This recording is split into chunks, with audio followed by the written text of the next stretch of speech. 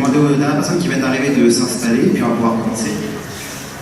Je m'excuse pour ce léger retard, le temps que l'on puisse venir. Bonsoir à toutes et à tous, je suis Yacine, le président de l'association des étudiants musulmans de Dauphine.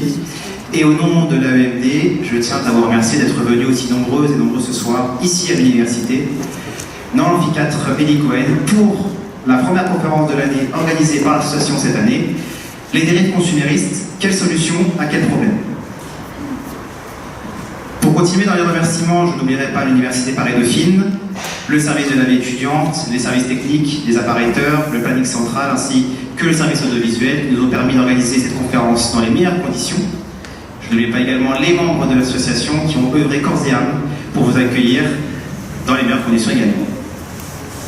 Avant de commencer de rejoindre nos deux invités, un rapide topo sur le déroulé de cette conférence. Il y aura une première partie où je m'entretiendrai avec Florence Bonamoro et Ismaël Mounir.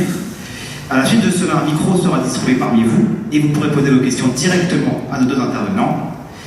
Et la conférence se terminera ainsi. Sans plus tarder, commençons et je vais donc rejoindre nos deux invités. Alors, je vais commencer par présenter notre intervenante et je vous demanderai de l'accueillir comme il se doit.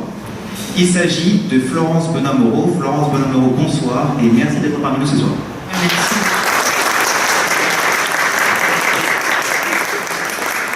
Alors, Florence Bonamoro, vous êtes maître de conférence à Paris-Dauphine depuis 2009, chercheuse au CNRS, vous avez écrit de nombreux articles traitant des questions de greenwashing, dont nous parlerons tout à l'heure, de l'encadrement légal du marketing, de la relation consommateur-marque, ainsi que des nouveaux modes de consommation. Vous êtes une spécialiste des questions de consommation alternative et des modes de vie durables. Vous êtes également co-directrice du Master 2 Marketing Communication Marketing, et vous enseignez aux futurs licenciés de gestion le cours d'introduction au marketing et aux premières années de Master Marketing et Stratégie, le cours de stratégie de marque. Alors, j'aurais une première question avant d'entrer dans le vif du sujet. En quoi les questions de consumérisme impactent-elles votre travail et vos recherches au quotidien? Alors, je dirais qu'elles impactent à deux titres. Quelque part, le premier, c'est en tant que chercheur, parce que finalement, on finit par avoir un recul par rapport à ces travaux et se dire, et même par rapport à ce qu'on enseigne, et se dire, est-ce que je ne suis pas en train de nourrir un monde qui marche sur la tête? Et en fait, honnêtement, c'est ce qui traverse d'ailleurs beaucoup de mes collègues aussi, c'est qu'on se retrouve à enseigner une discipline, donc on voit aussi les méfaits, on peut être potentiellement co-acteur de ça, et donc comment on peut contribuer aussi dans son enseignement à changer, comment on peut trouver du sens aussi du coup dans ce qu'on publie, et voilà. Bon, après, le deuxième point, c'est qu'on a la chance de voir des changements aujourd'hui un petit peu entre guillemets de paradigme qui font qu'il y a aussi des initiatives qui vont plutôt dans un sens favorable, avec une critique qui émerge et qui n'est pas qu'une critique, alors il y a en partie une critique religieuse et qui elle est ancienne, parce que ce soit dans le chrétien, en fait elle est là depuis le début, mais là aujourd'hui il y a une critique intellectuelle qui est forte, et aujourd'hui même la critique intellectuelle est déjà un peu ancienne, mais il y a aussi une critique dans le monde des praticiens, et beaucoup aujourd'hui de création d'entreprises et qui vont vraiment dans le sens d'une recherche d'une société de consommation un petit peu différente. Moi je travaille aussi sur tout ce qui est consommation collaborative, seconde vie des produits, donc essor des circuits d'occasion, etc. Et là on voit quand même émerger, que ce soit vraiment dans le grand public, chez les consommateurs, chez les créateurs d'entreprises, une envie d'autre chose en fait. Et à ce titre-là, on est aussi observateur, voire propagateur de ces idées, etc. Et là, on sent qu'il y a quelque chose qui peut-être va bouger. En fait. Très bien, nous en parlerons plus en détail tout à l'heure. Voilà. Comme vous l'avez dit, le tableau n'est pas tout noir et des choses sont en train de changer. Je vais maintenant tourner vers ma gauche et présenter notre deuxième intervenant. Et je vous demanderai également de l'accueillir comme il se doit. Il s'agit d'Ismaël Mounir. Ismaël Mounir, bonsoir et merci d'être parmi nous ce soir.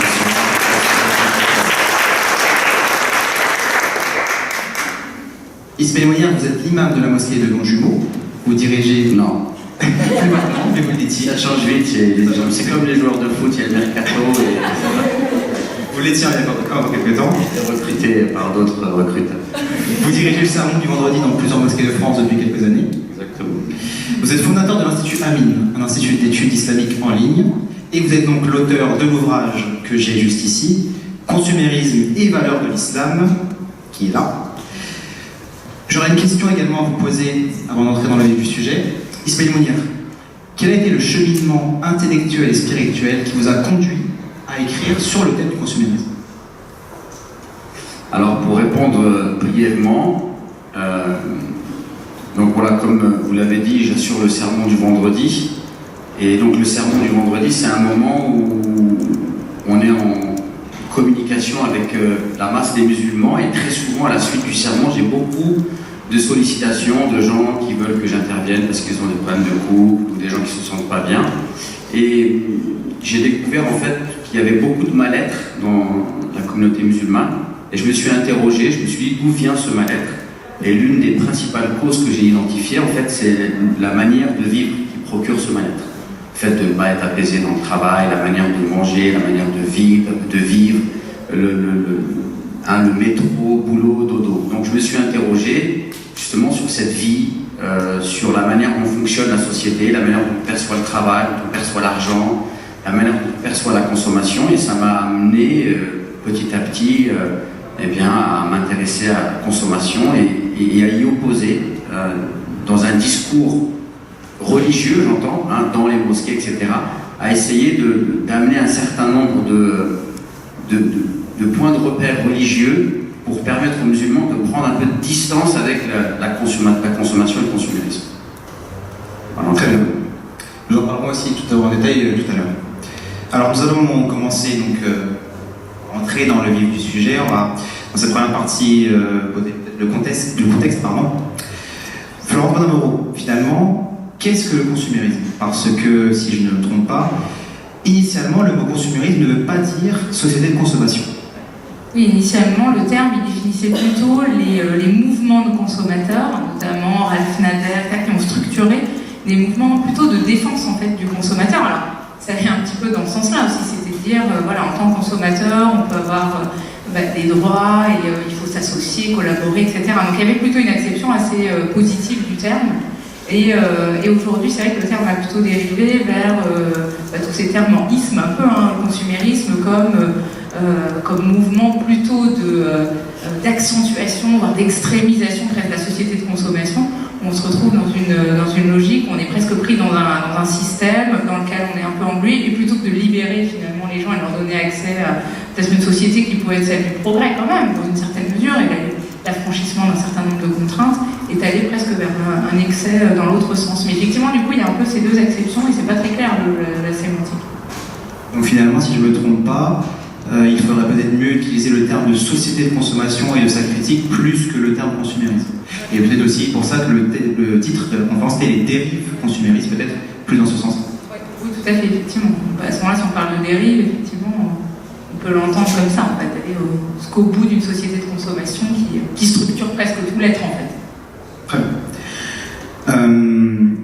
Plusieurs théoriciens ont posé les bases de ce qu'est le consumérisme, ce qu'est la société de consommation. L'un de ceux dont on parle le plus, et le livre est également ici, c'est Jean Baudrillard, c'est la société de consommation. Je poserai la question également ici pour venir. Quel a été l'apport de Jean Baudrillard dans la conception de la société de consommation? En fait, c'est marrant parce qu'effectivement, il est très très souvent cité dans nos cours de marketing. On se dit quand même l'ouvrage, on regardait tout à l'heure, en 1970, donc c'est très visionnaire puisqu'il est déjà dans une sorte de dénonciation des méfaits, des excès potentiels de la société de consommation, de voir même le corps comme objet de consommation, etc. Et on se dit, voilà, c'est les années 70, donc on était quand même un peu au début, peut-être un peu de la spirale, puisque c'est vraiment vers l'après-guerre, tout ce qui est concept émergent des départements marketing dans les entreprises, et cette vision où on doit pousser cette société de consommation, c'est surtout dans l'après-guerre. La discipline en tant que telle, alors la discipline du marketing, ça émerge plus tôt, c'est plutôt dans les années 30, les années 40, mais bon, au tout début, c'est pas encore un phénomène de masse, on commence à réfléchir à ces sujets, c'est-à-dire qu'on réfléchit plus à des sujets autour de la distribution, donc ce qui est assez logique, comment je vais distribuer mes produits, ça semble assez... Et c'est après la guerre on a ce boom de la société de consommation, et dès 70, il affirme, voilà, finalement il est relativement visionnaire, et aujourd'hui on commence tout juste dans la pratique. Alors c'est logique, la critique intellectuelle, elle commence à arriver dans ces années-là, la critique intellectuelle écologique aussi arrive dans ces années-là, et en fait c'est aujourd'hui qu'elle a un écho, aujourd'hui depuis 10 ans on va dire qu'elle a un écho dans vraiment le grand public, dans le monde de l'entreprise, etc. Ismaël Mounier, votre livre s'appuie sur un aspect, je dirais, religieux. Pourtant, Jean Baudrillard est aussi une grande source d'inspiration pour vous. Oui, alors moi j'ai écrit mon livre avec quelques postulats de départ, ou du moins quelques objectifs pédagogiques, si je peux me permettre de m'exprimer ainsi. Un des objectifs, c'était d'amener les musulmans à redécouvrir le Coran. Donc j'ai cité beaucoup de livres, beaucoup de versets du Coran, il y en a une 50aine dans le livre.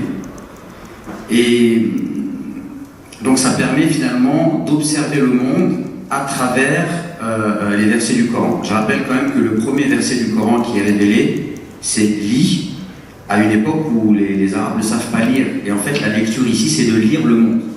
Et on voit que dans le Coran, parmi les paradigmes coraniques, c'est que le nom que Dieu utilise pour parler de ces versets, il appelle ça « ayah », c'est-à-dire des signes.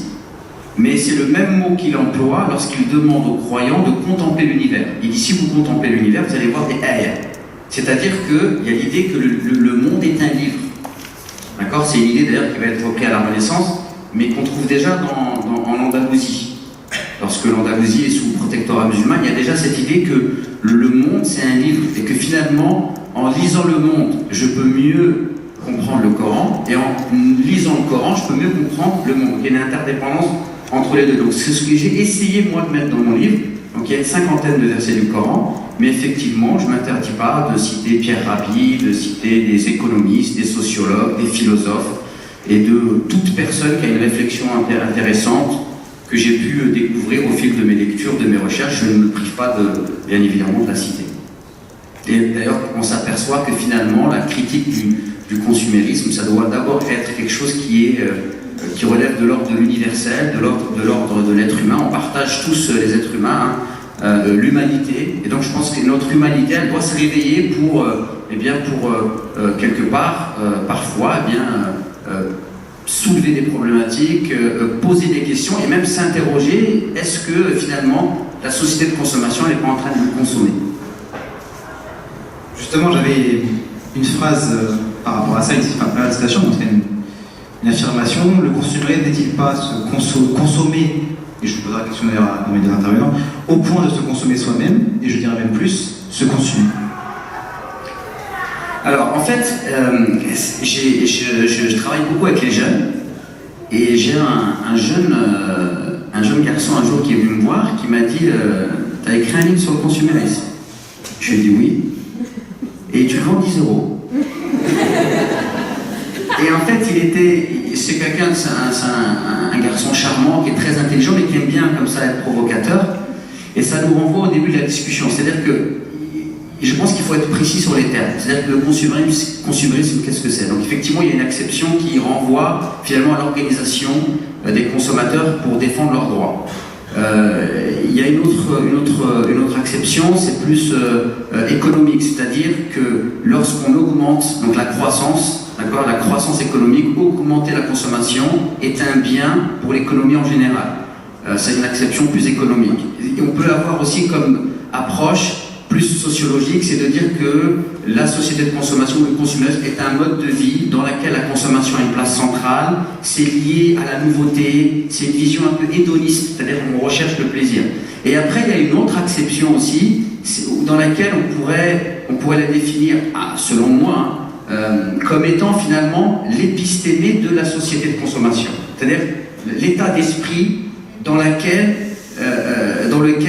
la société de consommation est en train de nous amener, à savoir presque une idéologie, d'accord, voire une vision du monde, dans laquelle finalement on enferme l'homme dans la consommation. Les êtres humains ont toujours consommé, mais la question c'est est-ce qu'on consomme pour vivre ou est-ce qu'on vit pour consommer? Et à mon sens aujourd'hui le glissement il est là, c'est qu'en fait on nous amène dans une consommation du futile, du superflu, qui ramène beaucoup de désordre, ne serait-ce que d'un point de vue écologique, la gestion des ressources, le partage aussi des ressources, quelle planète on va laisser à nos enfants, et tout ça, ça nous amène également quelque part à nous enlever une part de notre humanité, parce qu'on peut voir que dans l'histoire de l'humanité, l'homme il a toujours cherché à vivre en harmonie avec la nature. Et là, au fait qu'aujourd'hui, tout ça, on a été complètement déraciné de ce rapport à la nature. On peut voir dans beaucoup de traditions que les gens considèrent que les arbres, que les animaux parlent et vivent, et donc ils respectent. Hein, je me rappelle une vidéo que j'avais vue sur Internet, où on a ramené des gens qui vivent, je crois, en Amazonie. Ils vivent complètement en harmonie avec la nature. On leur a ramené une télévision et on leur a montré. On leur montre les châteaux de Versailles.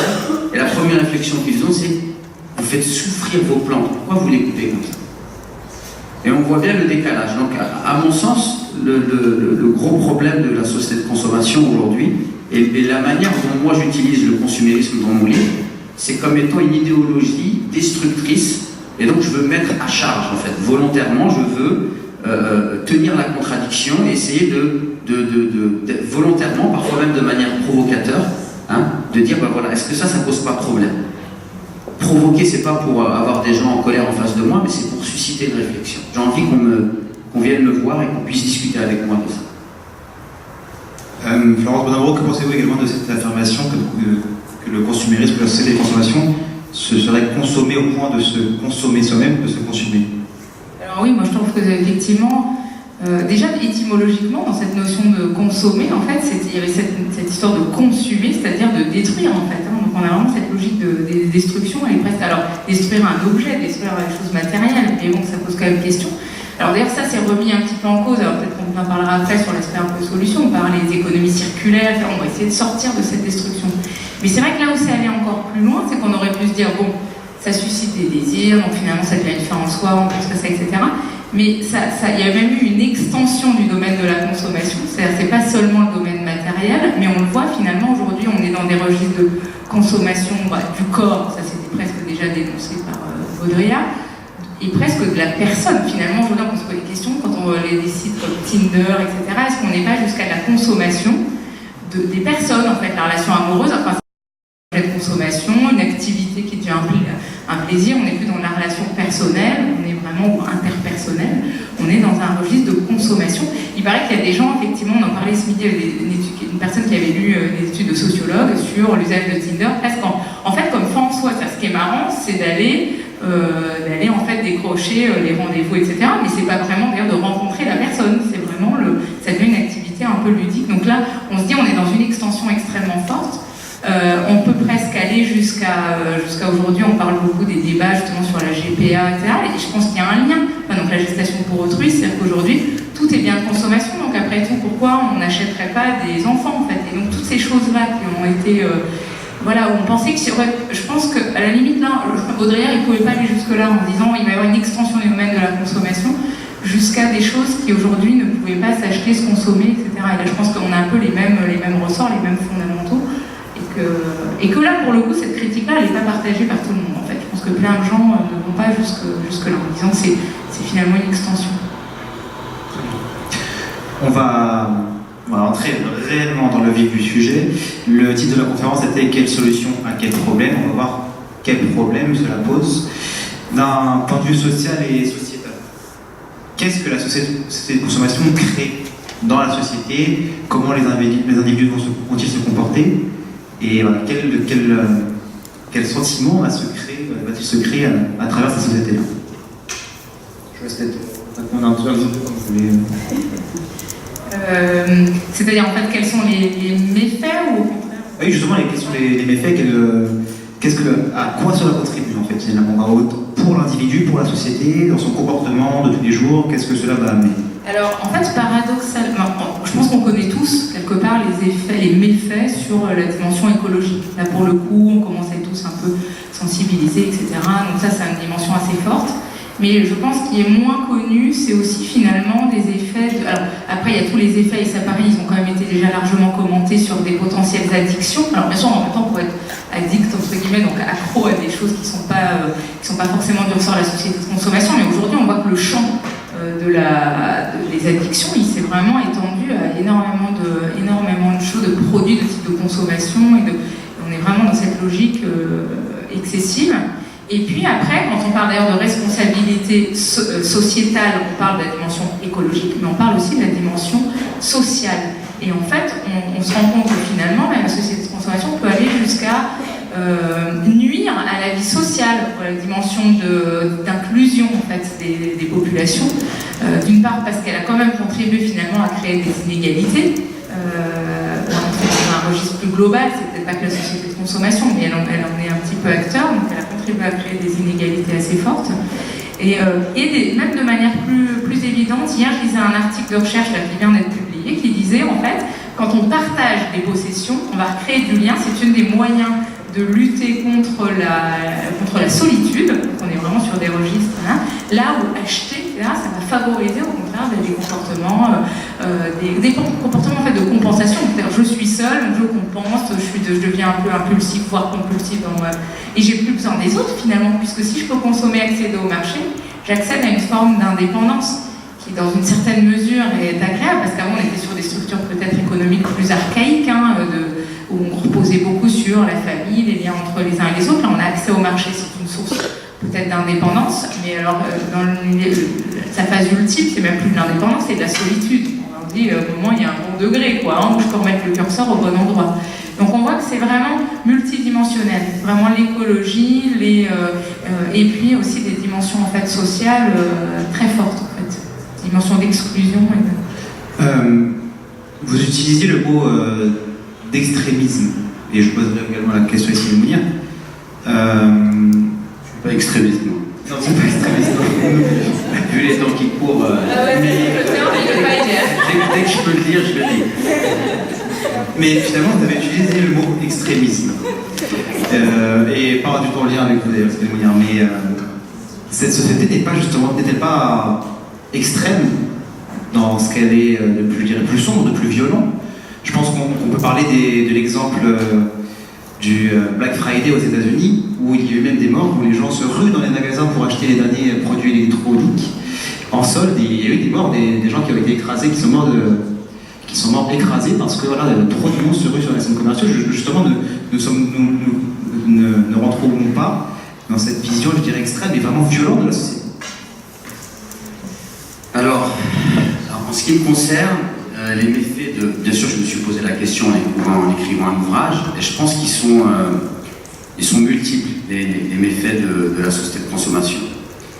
Il y a un premier niveau, je dirais, c'est des choses qui relèvent de phénomènes observables. Par exemple, en 1915, il y a un psychiatre allemand qui a découvert une maladie qu'il va appeler l'oniomanie. C'est un rapport pathologique avec l'argent et l'achat. Et en 1960, ça va être inscrit dans la nosographie sous le terme, donc une maladie qu'on appellera la prodigalité, c'est-à-dire le fait qu'on dépense trop. Aujourd'hui, on peut aller plus loin, on peut parler de surendettement, c'est-à-dire que c'est des gens, ils sont accros à la société de consommation, ils vivent au-dessus de leurs moyens. Et alors j'ai mis les chiffres dans mon livre, mais je ne me souviens plus, mais je crois que c'est 600 dossiers par jour qui sont déposés, et la moyenne d'endettement des dossiers, c'est 36 000 € par dossier. Donc c'est vraiment énorme. Et en fait, moi je les appelle les accros au consumérisme. C'est-à-dire ça, ils sont tellement accros qu'ils dépensent plus, ils font des crédits à tout va, ils n'arrivent plus à se retenir. Bien sûr, également, les choses qu'on peut observer parmi les méfaits, c'est tout ce qui contribue à la destruction finalement de la société dans laquelle nous-mêmes nous vivons. Vous avez vu, dès qu'il fait un peu chaud, on est obligé de faire des mesures parce qu'il y a de la pollution, etc. C'est-à-dire qu'on vit dans des sociétés, notamment dans des grandes villes, où à aucun moment on a pensé finalement à bien-être, à notre bien-être. Et donc on mène des vies, quand on prend un peu de recul, c'est-à-dire qu'on vit dans des endroits où on contribue nous-mêmes à salir et à polluer. D'accord ? On est tellement accaparé par le travail que, par exemple, ce qui contribue normalement, une des bases de la qualité de vie, manger, on n'a pas le temps de manger, donc on mange des fast-food, c'est-à-dire que la société de consommation elle a répondu au fait de vouloir manger vite, etc. Et puis quand on est malade, c'est pas grave parce qu'il y a une industrie pharmaceutique qui également a été phagocytée par l'esprit de la société de consommation. Normalement, dans toutes les traditions, le fait de soigner, ça a toujours été associé à une éthique, une moralité. D'accord ? Il y a le serment d'Hippocrate. Aujourd'hui, on est quand même dans une société où l'industrie pharmaceutique, plus elle va vous vendre de médicaments, plus elle va faire de l'argent. Donc normalement, si eux ils font bien leur boulot, ça devrait être le contraire. Moins ils nous vendent de médicaments, plus d'offrir de l'argent. En fait, c'est le contraire. C'est inversé, ça dérange personne. Plus ils vous vendent de médicaments, et plus ils vont faire de l'argent. C'est-à-dire que quand vous voyez, par exemple, moi j'ai travaillé avec les personnes âgées, vous voyez l'ordonnance d'une personne âgée, en vérité, il n'y a qu'un seul médicament dont elle a besoin, mais tous les autres sont là pour pallier aux effets secondaires d'un médicament. Ça veut dire que quand une industrie met au point un médicament, la logique consumériste fait que s'il y a un effet secondaire, elle n'a aucun intérêt d'un point de vue économique à l'éradiquer, parce que ça va lui permettre de vendre d'autres médicaments. Donc voilà, là, on est dans des méfaits qui sont évidents. Après, à mon sens, il y a un deuxième niveau d'approche, c'est plus, quand on fait de l'économie, on parle de la microéconomie, macroéconomie, c'est une approche macro, on va avoir une vue d'ensemble. On peut voir qu'on est dans une économie qui repose sur la croissance repose sur le pétrole, donc les énergies fossiles, donc quelque part, le système nous amène dans une croissance. En fait, il faut une croissance qui ne s'arrête jamais. Or, la règle de base, c'est qu'il n'y a aucun système qui peut croître à l'infini. Donc, ça s'arrêtera tôt ou tard. C'est les lois de la nature. Moi, je donne souvent cet exemple. Prenez un ballon de baudruche, vous avez tous fait cette expérience. Vous soufflez, au bout d'un moment, si vous ne savez pas vous arrêter, il vous explose à la figure. C'est exactement la même chose. Ce que je vous dis, ça a été théorisé par des théoriciens aux États-Unis dans les années 70 déjà. Moi, j'en ai lu certains qui ont écrit des livres dans les années 70. Qui vous parle de la théorie du pic pétrolier. C'est-à-dire que comme la croissance est annexée à l'extraction de pétrole, on arrivera à un moment où on ne pourra plus extraire suffisamment de pétrole, donc ce sera la fin de la croissance. Et donc ça, qu'est-ce que ça crée? Cette folie furieuse, cette sacro-sainte croissance qu'il faut absolument réaliser, ça ramène du déséquilibre total sur la planète. Et on voit que les guerres, c'est toujours pour des histoires d'oléoducs, il y a des questions géopolitiques, de pétrole, d'énergie. Regardez le désordre que ça amène. Donc ça, c'est un des méfaits du consumérisme, c'est que ça ramène vraiment le désordre, le déséquilibre, l'Afrique que l'on pille, et ainsi de suite. Et après, à mon sens, il y a un troisième niveau, et là, je pense que ça revient à la notion d'extrémisme que tu citais, c'est plus une vision un peu, donc c'est peut-être l'homme de foi que je suis, l'aspect peut-être métaphysique ou spirituel, à savoir que la société de consommation, je pense qu'elle contribue à nous déshumaniser tous autant que nous sommes, c'est-à-dire l'individualisme. On focalise sur l'aspect extérieur de nos personnes, c'est-à-dire que ce qui compte, c'est plus vraiment ce qu'on est à l'intérieur, mais l'image qu'on va donner. Et d'ailleurs, le livre de Baudrillard, moi, quand je l'ai lu en tant que musulman, il m'a vraiment beaucoup interpellé dans la mesure où il dit que la consommation, elle a changé, c'est plus une consommation de la nécessité, mais c'est une consommation par laquelle l'être humain, il a tendance à croire qu'il va se construire une personnalité. On veut une consommation qui contribue à ma personnalité. C'est-à-dire que j'ai un intérieur, et voilà, ça correspond à mon image, mais dès que la mode change, il va falloir que je change mon intérieur.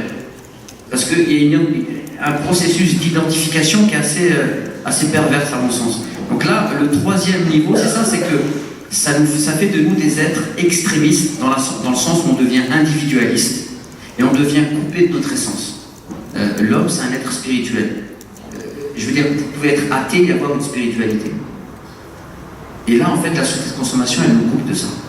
Et là, on est dans vraiment ce qu'on appelle le matérialisme. Et là, effectivement, il y a une forme d'extrémisme parce que finalement, il y a une cécité spirituelle, c'est-à-dire la manière dont on perçoit le beau, la manière dont on perçoit peut-être ce qui peut nous rendre heureux. En fait, la société de consommation nous amène à pervertir notre manière de percevoir ce qui est beau et nous amène à une vision de l'amour, du bonheur, des sentiments amoureux qui est complètement illusoire et complètement matérialiste. Vous voulez peut-être rajouter quelque chose en avant par rapport à ce qui vient de... Non, je suis complètement d'accord effectivement avec ça. C'est que le step ultime, c'est quelque part l'étape ultime, c'est quand vous perdez toute question presque existentielle et du coup toute cette dimension effectivement spirituelle qu'on regagne un petit peu aujourd'hui, mais difficilement. Et je pense pourquoi ça se substitue, c'est aussi que souvent c'est facile en fait. C'est des plaisirs plus faciles, plus immédiats. On le voit d'ailleurs rien que dans les choix de ses loisirs, c'est beaucoup plus facile de dire tiens demain je vais chez Euro Disney et ça, que de se dire tiens je vais aller me balader dans la nature et puis je vais m'acheter une carte et je vais aller... Et en fait ça demande, quand on est dans des lieux très authentiques où il n'y a plus aucune chose qui est organisée, qui a été mise sous forme d'un marché quoi, et ben c'est à nous finalement de nous substituer, d'organiser et en fait c'est finalement plus exigeant, ça demande effectivement, ça travestit du coup la notion de beau, la notion d'authenticité des choses, mais qui demandent un effort. Celle-ci, en général, elle demande un effort, parce qu'elle demande de mettre de sa patte, de son intériorité, de sa créativité. En fait, c'est elle qui rend pleinement heureuse, mais là, ça substitue. En fait, le marché permet d'évacuer ces idées-là. Oui, et en lien avec ce que vous dites, ce chantage, je dirais, à la croissance, parce que finalement, qui dit consommation accrue de croissance, ce modèle peut-il encore durer? La question qu'on pourrait se poser, c'est si la consommation d'antidépresseurs augmente, ça fait augmenter le PIB, donc ça fait de la croissance. Donc, je dirais numériquement parlant et mathématiquement parlant, l'économie se porte mieux. Si la vente d'alcool, pareil, augmente dans le même sens, mathématiquement, on va mieux. Pourtant, dans la réalité, les choses ne sont pas forcément celles qui paraissent mathématiques. Alors là, pour le coup, c'est quand même une critique qui existe depuis un moment, parce que même les travaux de Stiglitz, dont vous avez peut-être entendu parler, qui a donc eu le prix Nobel d'économie, sur justement comment sortir d'indicateurs, qui soient des indicateurs de type PIB, pour intégrer des éléments comme justement le bien-être d'une société, la santé, et bon voilà, sauf que c'est vrai que c'est encore un petit peu des vœux pieux, parce qu'en fait, je pense que sur le plan théorique, tout le monde comprend, tout le monde accepte, tout le monde est d'accord, mais dans les faits, les pays continuent les États, parce que les pays continuent à piloter par le PIB, mais parce que tous les systèmes sociaux sont construits là-dessus. Donc en fait, à la limite, pour avancer encore un peu le débat, je crois que finalement, aujourd'hui, de partout, on a compris que ça allait trop loin, donc chacun individuellement, quel que soit d'ailleurs son prisme, en fait, que ce soit pour des raisons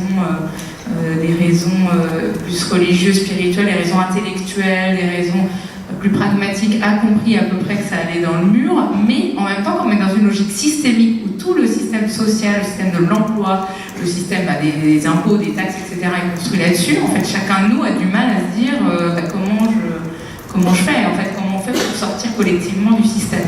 Tous les États, c'est vrai que là, on peut dire, bah oui, tous les États sont adossés sur le PIB, c'est un problème, mais comme on a construit tous les systèmes comme ça, comment on fait là politiquement pour demain être complètement sur un autre registre? Très bien. Une autre question qui me vient en tête, je m'adresse à Ismaël Mounir qui est enseignant, puisqu'il a fondé son institut, l'Institut Amine, à Florence Bonamoro qui enseigne aux futurs licences de gestion, aux futurs diplômés de master en marketing. Est-ce que l'éducation n'est-elle pas aussi en train de tomber dans ces dérives consuméristes?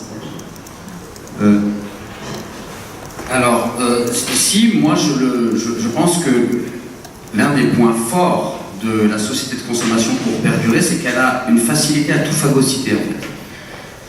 On peut le voir, par exemple, dans la communauté musulmane. Les musulmans sont venus avec un concept, le concept de halal, il a été absorbé par, on va dire, la vision consumériste. Et c'est bien sûr le cas pour l'éducation, c'est-à-dire que je parlais tout à l'heure de l'industrie agroalimentaire.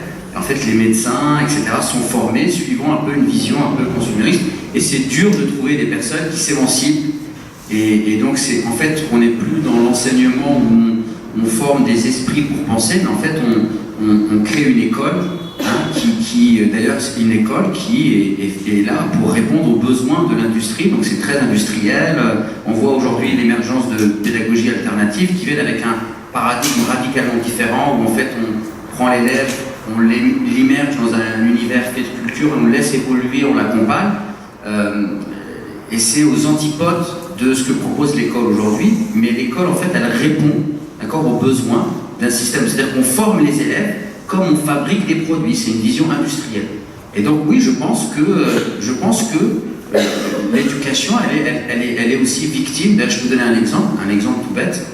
Vous avez un institut en France qui avait vocation à former les imams. Moi, avant de faire mon institut, je me suis intéressé à pratiquement tout ce qui se faisait dans la communauté musulmane dans le cadre de la formation théologique. Et effectivement, quand j'ai découvert cet institut, donc l'IESH de Château-Chinon, et que j'ai vu le cursus, je me suis dit, vraiment, ceux qui vont au bout de ce cursus-là, ils vont sortir avec un vrai bagage théologique, et on a vraiment besoin de ça, nous, aujourd'hui, les théologiens équilibrés, avec une vraie culture islamique. Et je me suis aperçu, en fait, que malgré la qualité du cursus, il y a très peu de personnes qui sortent avec, on va dire, et qui se mettent après au service de la communauté. J'ai rencontré une personne qui avait suivi le cursus, et qui était de grande qualité. Je lui ai posé la question, je lui ai dit, qu'est-ce qui fait que ça fait tant d'années que ça existe et le résultat est pauvre? Et il m'a donné la réponse suivante. Il m'a dit, en fait, le problème de cette structure-là, c'est que pour exister, elle est obligée d'accepter tout le monde. Donc la majeure partie des gens qui viennent n'ont pas les prérequis nécessaires pour pouvoir aller au bout du cursus. Donc ils sont dans une logique finalement purement économique, qui fait que malgré le fait que cette structure-là elle a un cadre qui pourrait permettre de faire émerger des futurs théologiens qui vont être utiles à la France, mais la logique purement économique ne le permet pas. Peut-être faites-vous les mêmes observations par rapport ici à Dauphine, Florence Bosman. Alors je dirais à Dauphine, quelque part on a encore la chance, c'est qu'on a un établissement public, donc quelque part on est un peu moins soumis aux contraintes du marché. En plus, comme on a plutôt une bonne réputation, on attire des bons étudiants qui sont en partie ici présents. Donc finalement on a la liberté à la fois de dire un peu ce qu'on veut, mais aussi de bâtir, de construire des maquettes pédagogiques qui correspondent à des choses qu'on peut vraiment développer chez nos étudiants.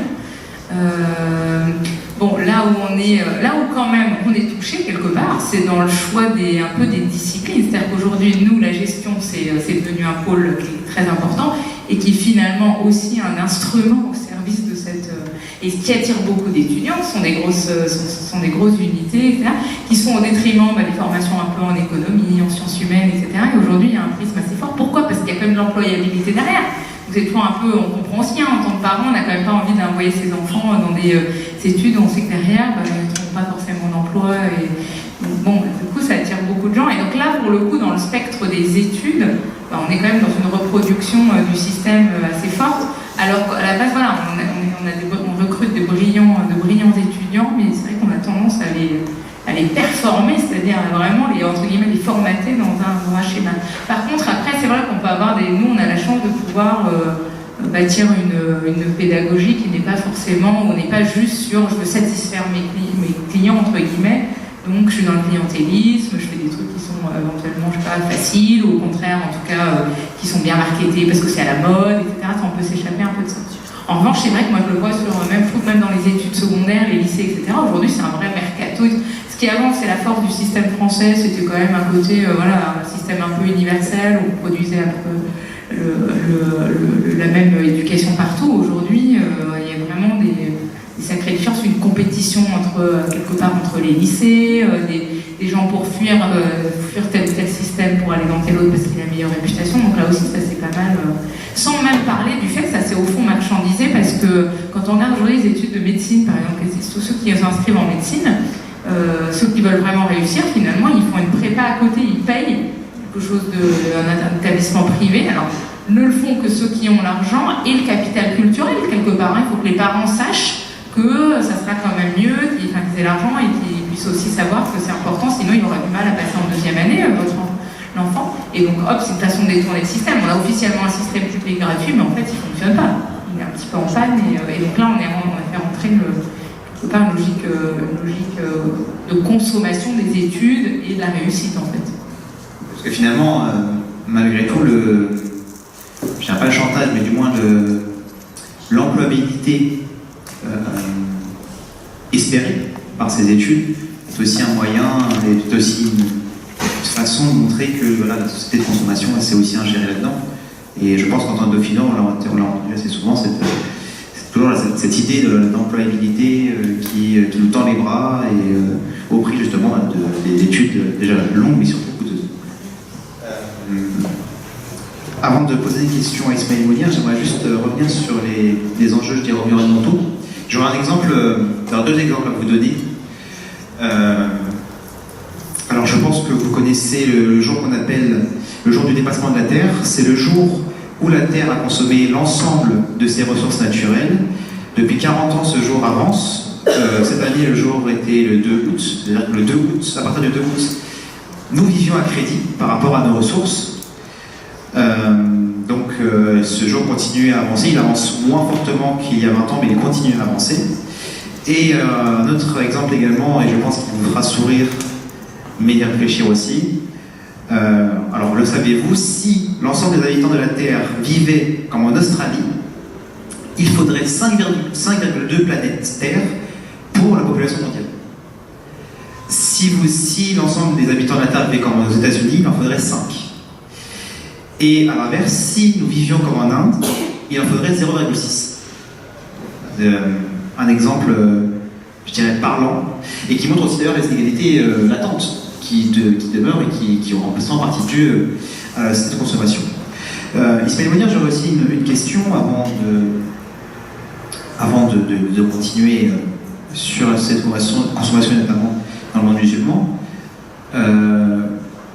Pourquoi finalement ces idées liées à cette consommation prennent de l'ampleur dans la communauté musulmane et dans le monde musulman, alors que justement il y a des valeurs qui seraient là pour justement les repousser? Alors, spécifiquement au monde musulman? Au monde musulman et à la communauté musulmane en général. Alors tout à l'heure, il y a Stiglitz Joseph Stiglitz qui a été cité, le prix Nobel d'économie en 2002. Et en fait, lui, donc, il affirmait que la consommation, en fait, elle devient une religion pour un monde sécularisé. Et dans lequel, finalement, on présente l'idole, c'est le produit, en fait, à consommer. Et donc, si vous voulez être heureux, il faut augmenter votre capacité à rencontrer cette idole, donc le produit donc à consommer.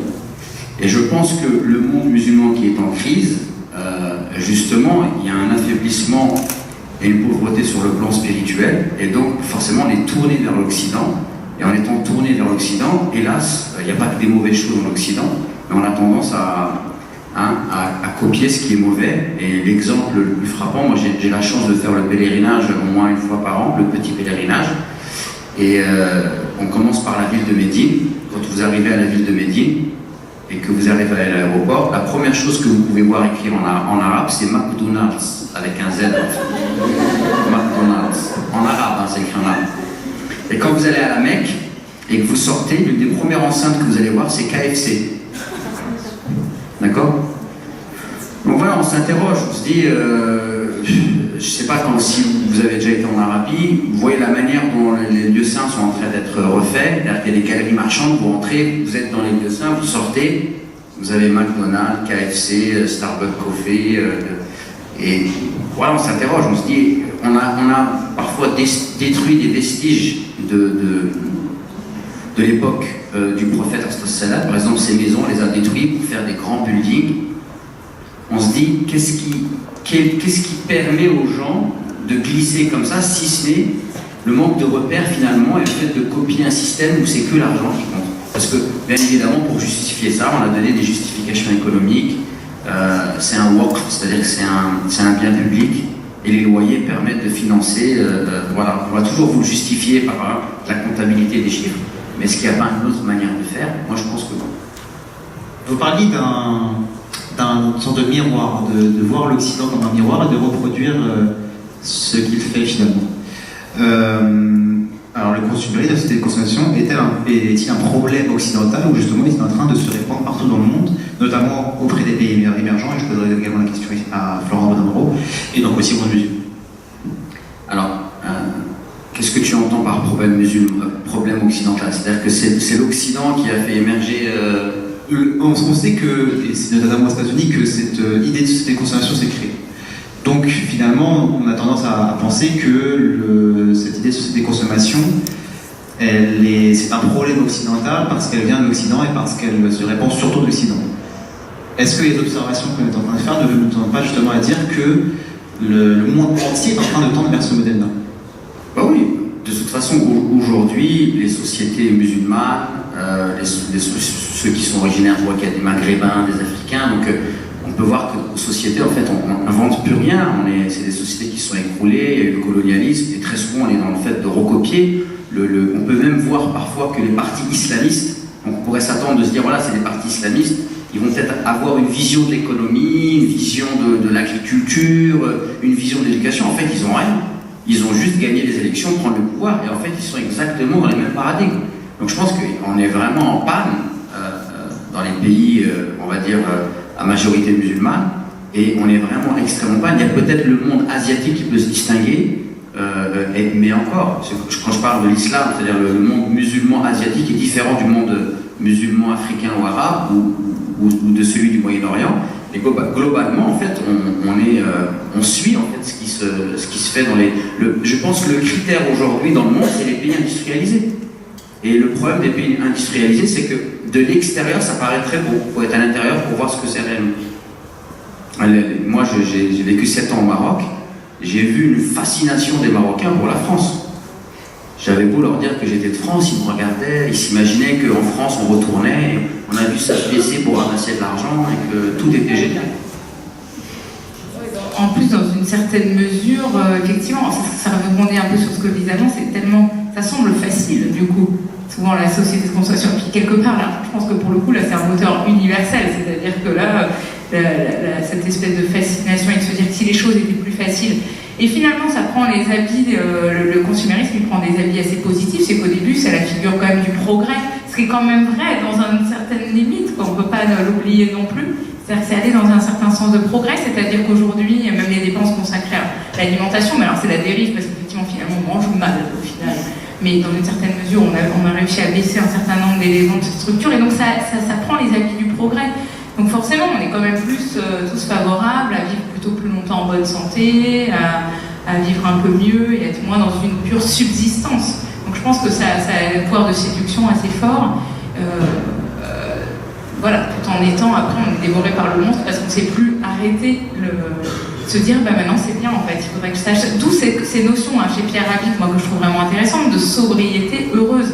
C'est-à-dire de trouver le bon curseur. Ça ne veut pas dire qu'on va revivre de manière complètement, dans des schémas complètement archaïques, mais de savoir s'arrêter, en fait, de savoir être dans un schéma de sobriété, en fait. Et à la limite, c'est ce que peut apporter justement une vision peut-être plus spirituelle, etc., pour remettre les choses à leur place, en fait. Moi, je trouve que c'est ce que j'ai trouvé intéressant dans le livre. C'est de se dire on ne rejette pas, et à la limite Dieu ne rejette pas les bienfaits, la richesse, etc. C'est à peu près la même vision dans le christianisme avec finalement, vous connaissez peut-être l'encyclique du pape Laudato Si, qui est vraiment sur la vision un peu écologique, mais c'est le même rapport quelque part, c'est de remettre les choses de manière positive. Il y a une logique de progrès, il y a une logique de développement social, économique qui est vraiment intéressante. Développer l'entrepreneuriat, qui respecte les hommes et justement qui respecte les hommes et la planète avant toute chose en fait, qui remet le profit que dans un second temps. Et après c'est vrai qu'on assiste, j'en pensais parce que du coup par vos exemples sur l'Arabie Saoudite, je travaille beaucoup avec une collègue qui a des terrains de recherche aux Émirats Arabes Unis, et alors là c'est vraiment très particulier parce que là c'est un choc culturel assez fort, où en fait il y a vraiment un afflux de l'argent, en tout cas pour les populations qui sont vraiment émiraties, donc qui sont peut-être 20% de la population là-bas, parce que c'est beaucoup de populations indiennes, certes elles sont assez pauvres, mais les 20% d'émiratis qui viennent souvent des familles vraiment originaires de pays qui elles sont en général très riches, qui consomment énormément les marques de luxe, le tout quand même mixé avec une tradition spirituelle et religieuse assez forte, et donc ils ont notamment écrit un article sur la consommation, l'achat de biens contrefaits. Alors ça c'est paradoxal, ça peut être des gens qui achètent des biens de luxe, des Chanel, etc., mais qui achètent aussi la contrefaçon de Chanel, etc., et qui vont trouver des registres de justification, parfois quand même un registre moral qui va être de dire oui, mais alors si j'achète de la contrefaçon, certes je rentre du coup dans ce côté où je peux quand même être un peu show-off, avoir le dernier sac Chanel et tout, mais en même temps je dépense moins parce que j'ai acheté un faux Chanel, et donc du coup quand même je pourrais donner de l'argent aux associations, aux œuvres de bienfaisance, etc., et donc toujours rester dans mon registre religieux. Mais alors là on atteint des paradoxes, on sent qu'il y a une grande tension dans ces deux registres un petit peu culturels, cette fascination un peu de l'argent et en même temps quand même l'envie de rester quand même dans sa tradition et sa culture. Et finalement l'exemple des pétromonarchies est parfait pour montrer justement ce paradoxe-là qu'il peut y avoir entre spiritualité et consommation, et je dirais abondance exacerbée. Alors moi j'ai un regard un peu différent, parce que je pense que le problème du Moyen-Orient, c'est que c'est un islam qui focalise beaucoup sur les apparences et très souvent qui est justement dépouillé de spiritualité. D'accord ? Vous allez en Arabie Saoudite, vous leur parlez de soufisme, vous êtes un hérétique. C'est la doctrine officielle. Donc le paradoxe en fait, c'est que justement l'un des problèmes, c'est que cet islam-là qui est prôné majoritairement, c'est un islam en fait qui est très desséché et très pauvre sur le plan spirituel. C'est pour ça peut-être que ces gens-là sont aussi, d'ailleurs aujourd'hui vous allez dans un centre commercial saoudien, qu'est-ce que vous allez avoir? Vous allez avoir une femme habillée tout en noir, qui va avoir le visage voilé, mais en dessous elle est maquillée, elle a un slim, elle a un dernier portable et elle va manger un ice cream dans un truc avec un donut, voilà. Donc c'est vraiment très troublant, mais je pense que justement, ça, qu'est-ce que ça représente? Ça représente justement un islam qui a été complètement desséché et appauvri, et finalement, à partir du moment où on respecte une règle, une norme, hein, une apparence, bah après, intérieurement, on peut se nourrir de tout et de n'importe quoi. C'est finalement, comme nous disions, c'est un véritable paradoxe qui peut exister dans cette partie du monde et qui est en train de s'étendre dans tous nos musulmans et dans tout le monde entier finalement. Nous allons pouvoir passer maintenant aux solutions parce que finalement le tableau n'est pas tout noir, il y a des choses positives qui sont en train de se montrer. Alors une question, celle-là elle est assez simple et je la poserai à Florent Bonamoro et à Isabelle Monnier. Y a-t-il une solution miracle contre la société? J'y crois pas trop parce que à moins de prôner une espèce de révolution, et on a déjà fait des expériences au XXe siècle qui ont quand même plutôt tourné mal. Je pense que ça vient petite. D'ailleurs, la Suisse est très Pierre Rabhi, hein. Quelque part, c'est le colibri, c'est-à-dire le colibri qui va apporter sa petite goutte d'eau dans l'édifice et chacun de nous doit, entre guillemets, finalement, c'est un peu ça, d'ailleurs, se convertir, mais dans l'essence du terme, se convertir pour changer progressivement le système. Après, voilà, ce que je disais, c'est qu'autant moi je vois les signaux partout, d'ailleurs, je trouve que même on sait que les étudiants changent pas mal de. Enfin, moi je le vois en restant avec toujours des gens du même âge, finalement. Moi je vieillis, mais mes étudiants n'y bougent pas. Et les générations évoluent, qu'elles se soient d'ailleurs dans le sens qu'elles attendent du travail. Ce qui fait que là, c'est tout le système qui est remis en cause. C'est-à-dire que si vous cherchez un travail qui a potentiellement du sens, vous allez travailler dans des organisations qui sont peut-être un peu différentes, pas forcément les gros groupes, etc.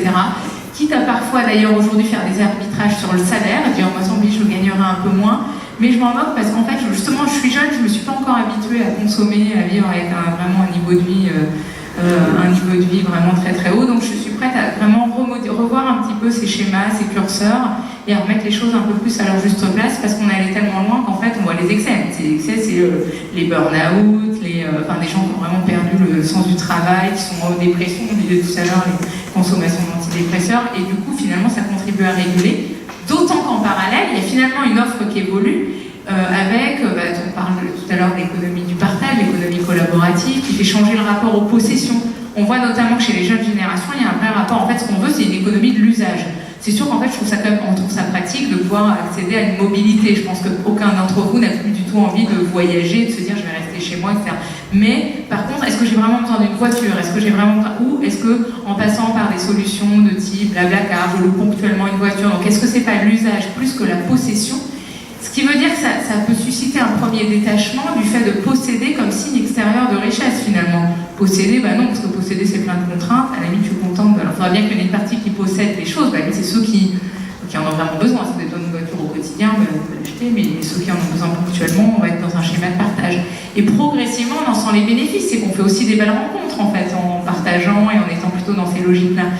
Donc il y a un peu ces éléments d'espoir autour de l'économie collaborative, l'économie circulaire, donc là on est vraiment sur, on en parlait le cours l'autre jour, les étudiants ici qui étaient dans le cours, sur vraiment concevoir des objets qui à la base sont éco-conçus, mais aussi dont on pense entre guillemets à la destruction finale, c'est-à-dire aux déchets qu'ils vont susciter, et donc au réemploi, voir les objets plutôt, déjà arrêter les phénomènes comme l'obsolescence programmée, vous savez, ces objets qui ne sont pas réparables, on sait qu'ils ont été conçus de telle sorte qu'ils vont vivre 3 ans, vous avez le téléphone, la batterie va tomber en rade, vous ne pourrez pas changer la batterie, ou votre appareil photo, ça je crois que tout le monde est d'accord pour vraiment dire, ok c'est la base du marché de renouvellement, mais en même temps ça nous énerve tous profondément, ça commence à être contesté, donc on va peut-être aller contre et justement voir peut-être un bien comme une banque de matériaux, du coup, et donc qui sera potentiellement recyclable, réemployable. Donc toutes ces solutions, on commence un petit peu à les avoir. Ce qu'il y a, c'est que je pense qu'on a énormément de briques de solutions, mais il n'y a peut-être pour l'instant, aucun État qui a vraiment le courage d'aller contre cette logique PIB, etc. Mais en fait, ça aurait plein de vertus, de peut-être relocaliser, donc de réhabiter un certain nombre de territoires qu'on avait laissés pour donc de remettre les choses à leur niveau. Il y a des choses qui doivent être gérées sans doute à l'échelle mondiale et puis des choses à l'échelle totalement locale, que ce soit de l'alimentation, etc.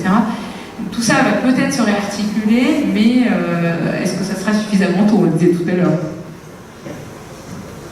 Est-ce qu'il y a une solution miracle, c'est ça? Croyez-vous cette solution miracle? Alors, quand j'ai écrit mon livre, justement, j'ai des gens qui sont venus me voir, notamment certains qui sont proches de moi, qui m'ont dit « Ouais, je suis resté sur ma faim, il n'y a pas de solution miracle. » Et en fait, je considère que, justement, il y a un présupposé dans cette question qui relève d'un esprit consumériste. C'est-à-dire qu'en fait, on est dans un marasme hallucinant et on a l'impression qu'il y a le... Hein, et donc, je vous propose une formation, 3 astuces pour sortir du consumérisme, 150 €, allez, c'est soldé, 100 €, allez, acheter. Je veux dire, c'est pas sérieux, quoi. C'est vraiment... Non, il n'y a pas de solution miracle. Par contre, il y a des solutions. Et effectivement, les solutions, si on est sérieux, ça relève de l'éducation. Moi, une des solutions dont je parle dans mon livre, c'est qu'en fait, il faut se reconnecter avec son essence d'être humain. Puisque finalement, il s'agit des besoins.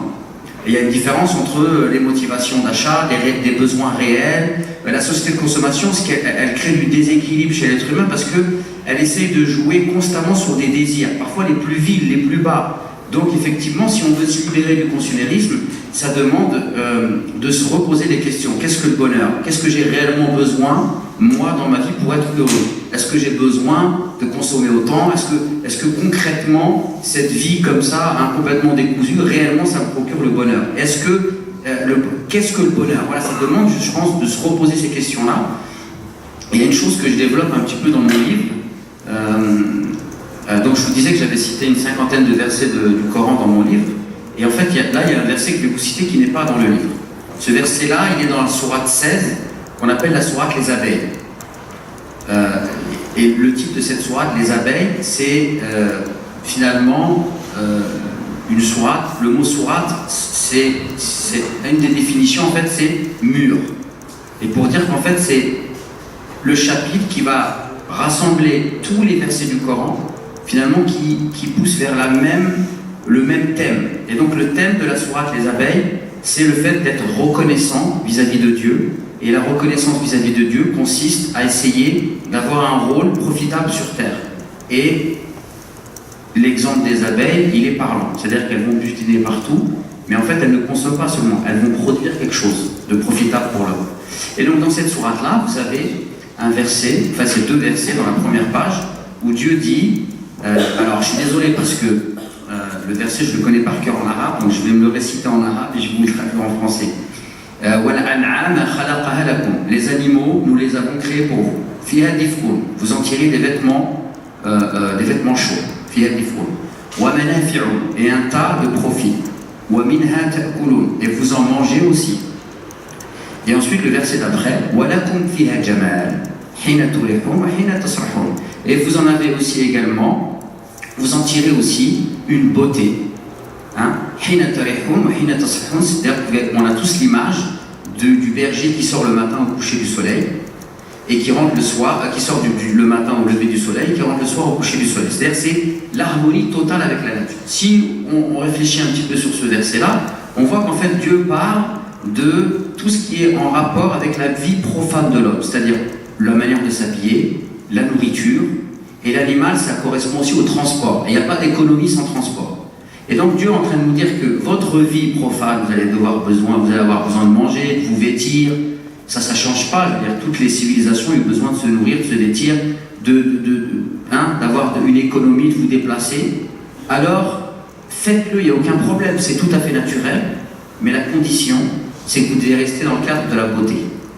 C'est-à-dire que la manière dont les processus qu'on met en place pour s'habiller, manger, commercer notre économie doit respecter la beauté. Cette beauté, c'est quoi? C'est l'harmonie avec la nature. Donc à partir du moment où l'être humain, selon le Coran, c'est un paradigme coranique, selon le Coran, à partir du moment où l'être humain, pour se nourrir, pour s'habiller, son économie, en fait, il contribue à détruire l'harmonie de la nature, il est sorti du cadre de la beauté de l'islam, et cette beauté-là, elle est nécessaire pour être heureux.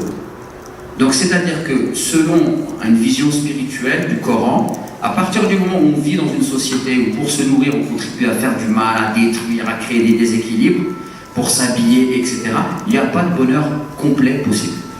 Donc comprendre ça et essayer de se reconnecter à ce genre de signification, de ce genre de vision du monde universel, parce que moi j'ai parlé de ça à des bouddhistes, etc.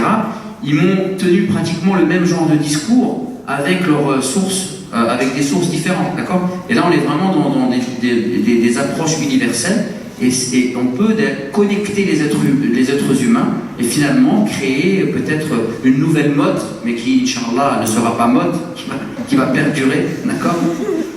Et voilà, je pense donc c'est plus par l'éducation, la réflexion, le fait aussi de s'interroger finalement sur qu'est-ce que le bonheur, que puis-je faire pour justement être plus heureux. Voilà, je pense que les questions qu'il faut se poser, il n'y a surtout pas de recette magique. Alors il n'y a pas de recette magique, mais la législation tente depuis quelque temps de, je dirais, s'ingérer dans le domaine dans lequel vous êtes spécialiste, le marketing. Vous avez écrit de nombreux articles là-dessus, sur cet encadrement qu'on tente de faire du marketing et de la publicité. Est-il efficace? Donc déjà, comment il se met en place? Est-il efficace? Doit-on tendre vers le modèle altermondialiste qu'écrit Naomi Klein en 2000, le no-logo, le no-publicité, donc sans publicité, sans logo, sans marque? Doit-on tendre vers cet extrême-là pour finalement résorber, je dirais, les méfaits qu'ont apporté le marketing depuis quelques années? Alors en fait, c'est vrai que l'encadrement